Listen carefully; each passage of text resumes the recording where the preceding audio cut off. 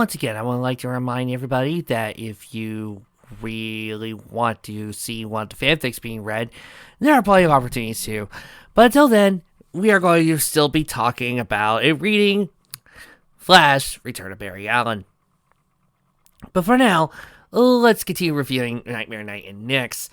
So, Celestia flies with Nyx and proceeds to tell Nyx all about birds and the bees and basically explains in layman's logic why Nyx is a real pony and why her depression makes no sense.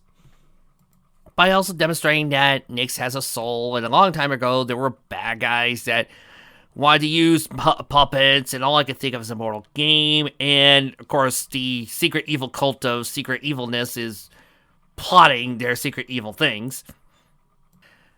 Meanwhile, Twilight and Cardboard Cutout enjoy their day and night, whatever, seeing a couple of fun sights. They find out about Nyx, but then they find out that Nyx is also okay.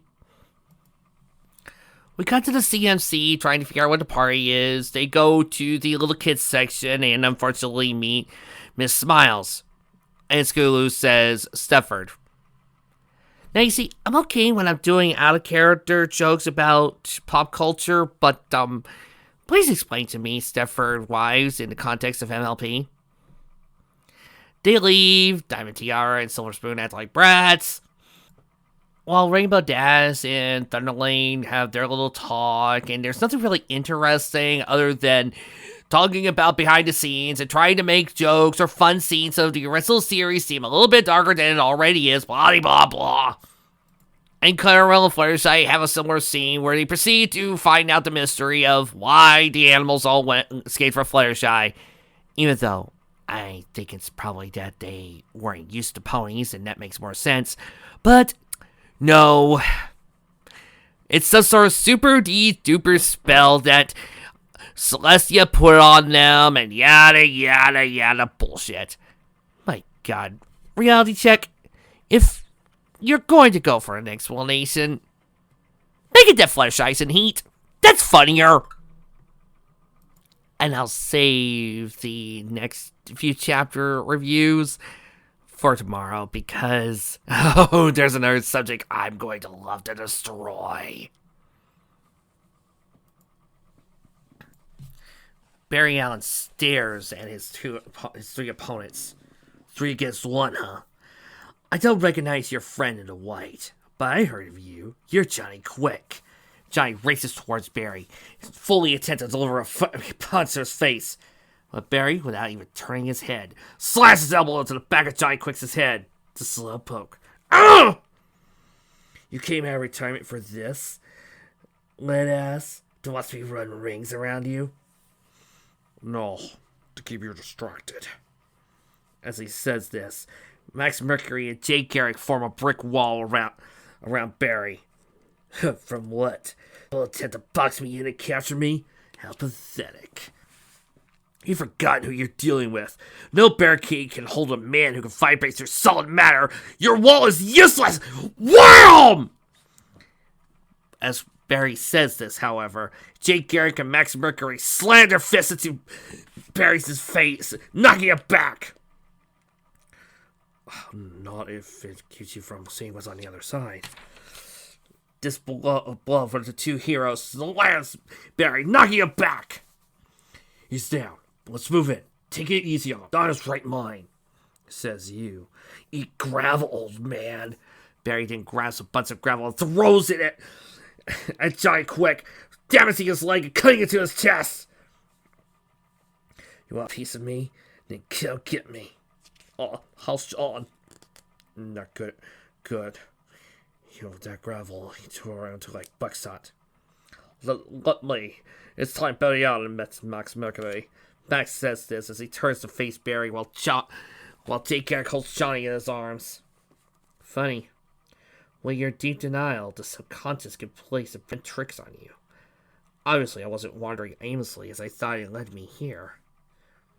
As Wally says as he passed by a farmer's market and an old alley.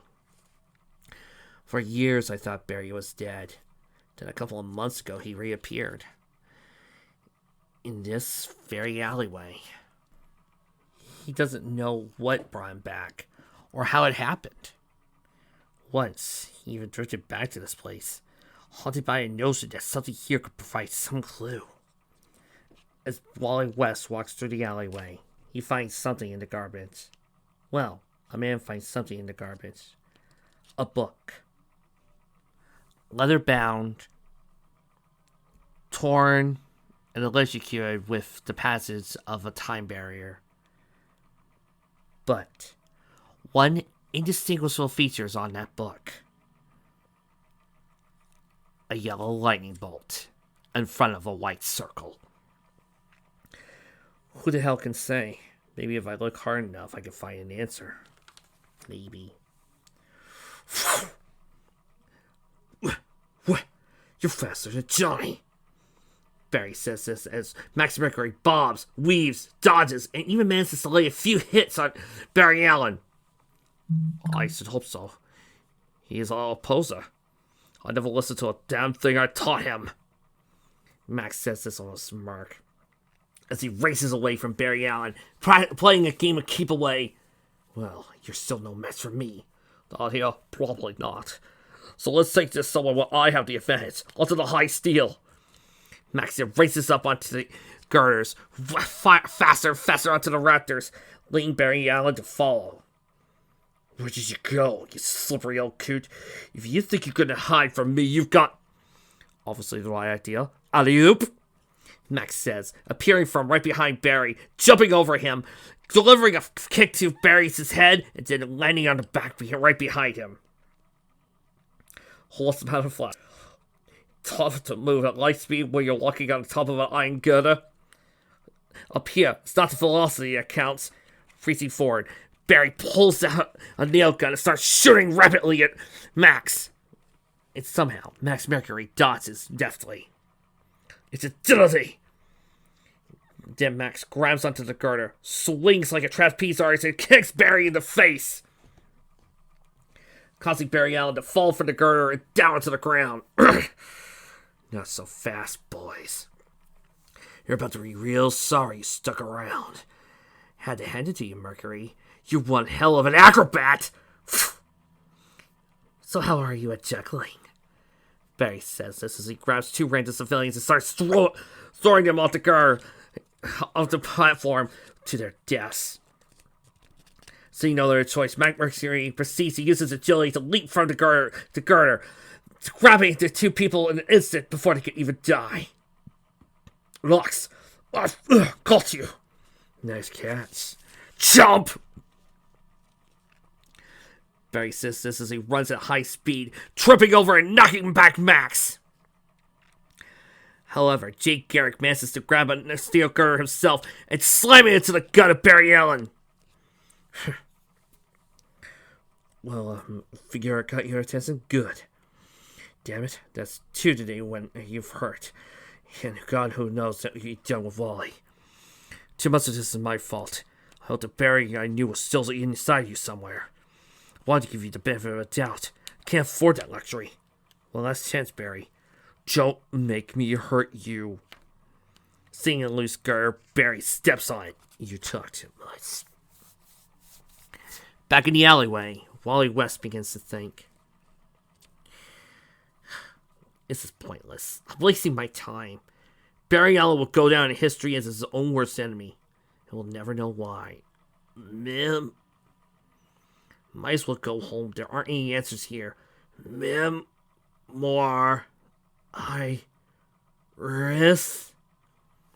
Hearing the hobo speak these words causes Barry to turn around, grab the book. You, give me that! No, it's mine! Mine! $20 later, we come to terms. The book, such as it is tattered and burned. Still, from the pages he read a name. Iris. That was the name of Barry's late wife. My aunt! Was it a coincidence? Well, he definitely starts reading through the book until he reaches a certain passage. My God. Oh my God. Meanwhile, back with Barry Allen and three other speedsters. Barry starts racing down towards the girder, while Jay tries his best to hold himself up by creating 2 tornadoes in his arms. You want to turn hurt, old man? I'm the one who got his heart carved out and handed it to him.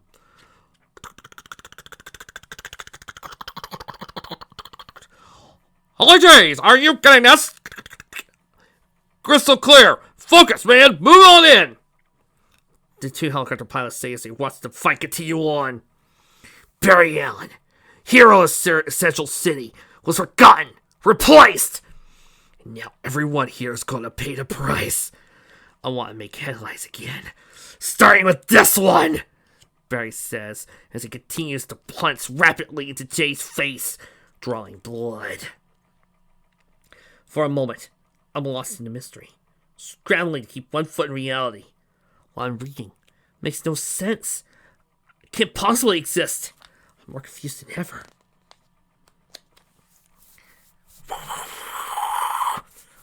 Elsewhere, Barry Allen starts creating a giant tornado, causing the dust and gravel to start rising up. Flash creates final tornado. Blinding sandstorm causes fiery, fatal counter crash. Sand everywhere. Pull up. I'm trying. Wind's got us. Losing it. My work here is done. Coming, old man. Are you gonna stand around and watch the fireworks? Barry says as he races off into the distance. In the inside front cover, what's left of it, I find something written. 2 words. And turn my world around. As the helicopter begins to crash and fall over, Jake Garrett creates a small platform to race up and launches himself into the air to grab the 2 newspaper pilots before they could die. Let's go. I'm you're heading straight for the building. Come on! Time to bail out before we blow to high hell. Gotta get out of the way before it's... Wally, now with the book and the information in his head, gains a new spirit as he races off, grabs his costume. Meanwhile, the helicopter explodes, taking down most of the building with it, leaving nothing but rubble. Clink, clink, clink, clink, clink, boom. Jake Garrick's hat falls off and rolls it at Wally's feet. Wally picks up the helmet. Now, once again in his costume, Wally West, the Flash, is back. Too late. I wasn't fast enough, but those days are over. My name is Wally West. I'm the Flash. And now I know the secret of Barry Allen. I'm going to bring him down or die trying. The trade I'm reading from has this other story from the Flash Annual about bloodlines. It features this character by the name of Argus. Unlike the Green Lantern story I read earlier, it has nothing to do with the return of Barry Allen. Nothing major happens and no big story moments, so I feel more comfortable skipping this than I would with the GL story. That being said, Wally West stands in front of the rubble, looking at Johnny Quick as he proceeds to recite something. 3XZ parentheses 9YZ close parentheses 4A, right?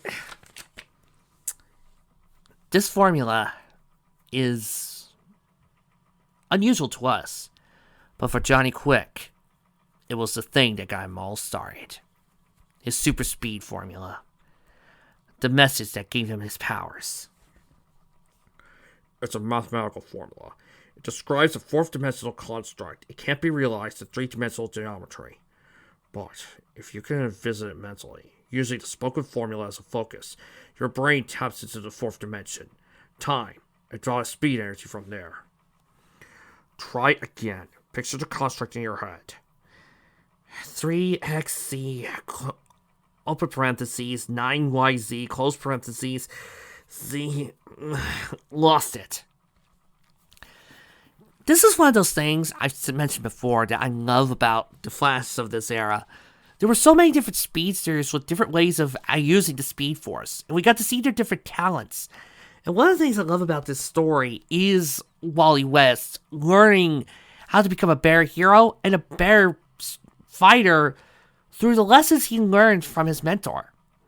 Again, something that people complain about in the Flash series feels out of place for Barry Allen, but as a story about a hero who wants to be a part of something bigger and wants to fill that slot left by Barry, it would work better for Wally.